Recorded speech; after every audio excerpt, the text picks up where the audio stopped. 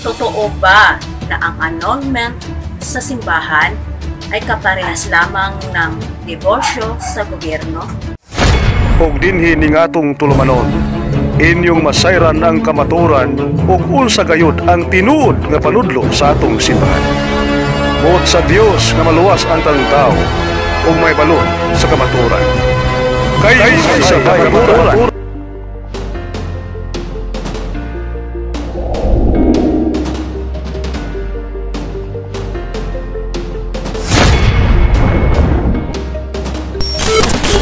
Sinasamba si Mary bilang Diyos. Jesus Christ, the founder of the Catholic Church.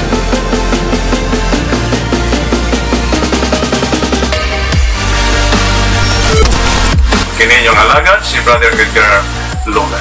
Sister Elaine, God bless us.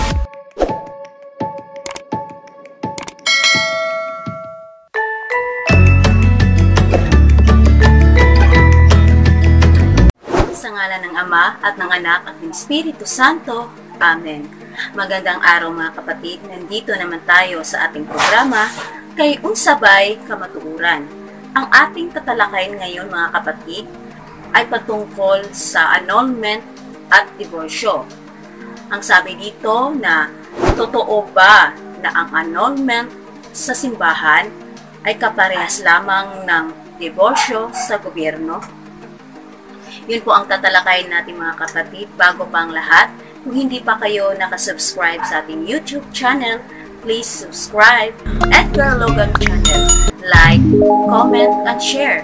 Kung may mga katanungan kayo, mag-message lang upang marami pa tayong matutunan sa ating pananampalatayang Katoliko. At pa-shoutout na rin po ako kay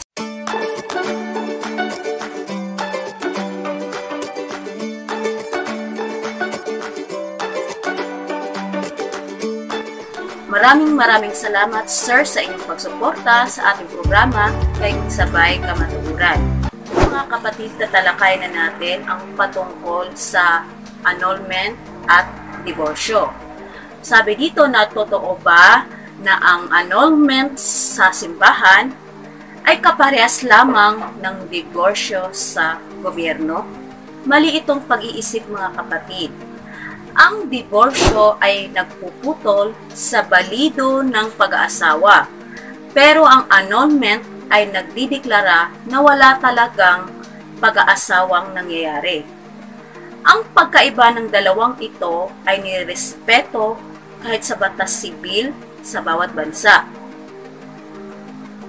Ang batas sibil ay mayroon ding annulment sa mga kaso kung saan ang mag-asawa ay hindi nagbigay ng balido o consent or pahintulot.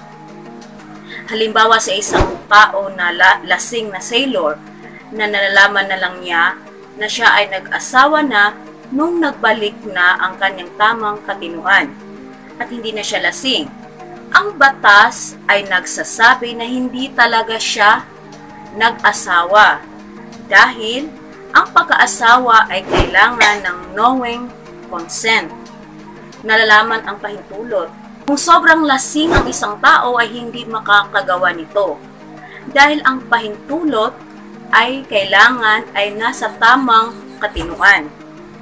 Kaparehas ng kalagayan sa shotgun wedding na maaaring maanog dahil hindi malaya sa pagpayag sa mapapangasawa upang hindi malagay sa peligro ang kanyang buhay. Ito po ang annulment sa batas ng sibil, kaparehas din sa batas ng simbahan.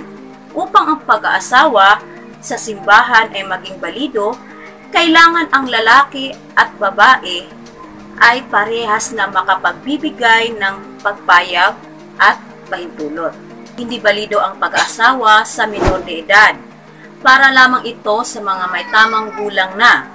Kahit karamihan sa kanila ay makakagawa ng pagpayag at pahintulot, pwede silang malagay sa kalagayan na kung saan hindi tunay ang pahintulot na kanilang binigay.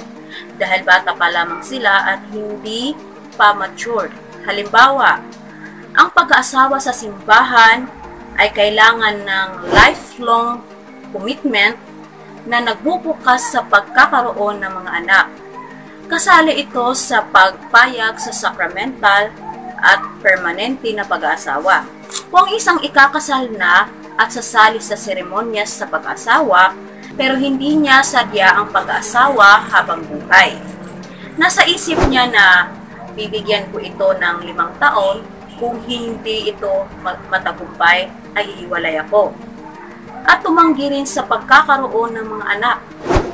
Ang pag-aasawa na ito ay hindi balido.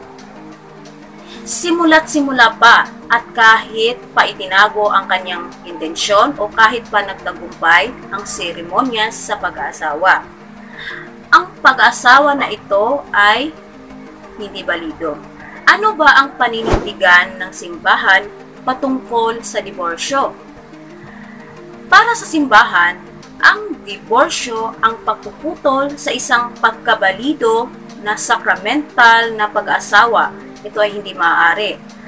Ang batas sa simbahan at batas sibil ay magkapareho patungkol sa annulment. Pero magkaiba sila sa diborsyo. Dahil ang simbahan ay nagsasabi na ang balido na pag-aasawa ay mapuputo lamang sa kamatayan ng isang mag-asawa. Ang diborsyo sa sibil na kung saan pag-uusapan kung sino ang mag-aasikaso sa mga bata, hahatiin ang mga ari-arian ng mag-asawa. Pahihintulutan din sa Katoliko pero hindi ito mapuputol sa pag-aasawa. Sa mata ng simbahan, ang diborsyo sa sibil ay isa lamang na legal separation, na ang ibig sabihin nito na ang mga Katoliko na nagdiborsyo ay nananatiling mag-asawa sa isa't isa at hindi rin makapag-asawa ulit. Ang isang may asawa na hanggat buhay pa ang kanyang kabiyak. Kung mag-aasawa talaga ulit, wala talagang totoong pangalawang pag-aasawa na nangyayari. At ang nag-asawa ulit na habang buhay pa ang kanyang kabiyak ay magkakasala ng adultery. Yun lang po lahat mga kapatid at sana marami kayong natutunan sa maikling video na ito. At marami na rin salamat sa lahat na nag-subscribe sa ating YouTube channel. Ito po ang inyong lingkod, Sister Aileen. God bless us. Sa ngalan ng Ama at ng Anak at ng Espiritu Santo. Amen. Ug inyo nang nabati ang mga kamatuoran dinhi ning atong tulumanon. Kay sabay kamatuoran. Ako lang hinaot nga daghang kamog nakatunan. Daghang salamat.